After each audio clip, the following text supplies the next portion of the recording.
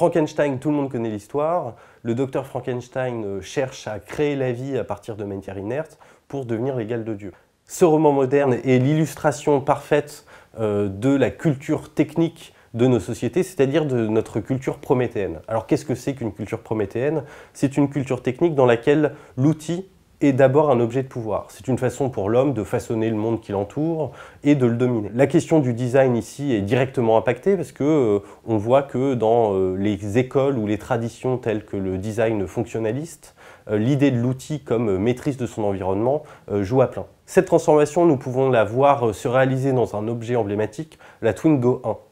Un petit détail anodin peut-être, mais qui est ici assez intéressant, c'est le positionnement du compteur de vitesse au milieu de l'habitacle. Traditionnellement, dans une automobile, le compteur de vitesse, il est face au conducteur, et c'est le conducteur qui, d'une certaine manière, a le pouvoir sur la machine, a le pouvoir sur la route.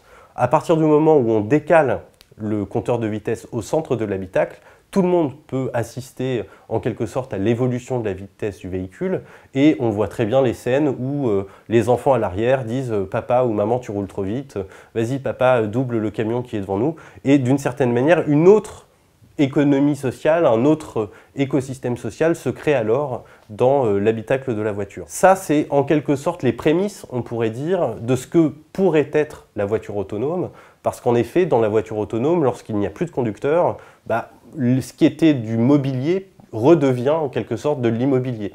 On peut investir l'habitacle autrement, y faire ses devoirs, y faire des réunions, regarder des films.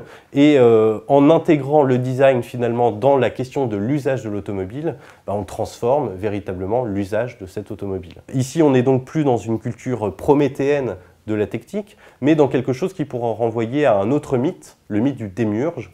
Étymologiquement, le démiurge, c'est démos et ergon, c'est la forme commune. Et ici, c'est comment le designer, finalement, donne une forme commune aux objets, c'est-à-dire une forme que tout un chacun peut partager en termes d'usage, de référents, etc., etc.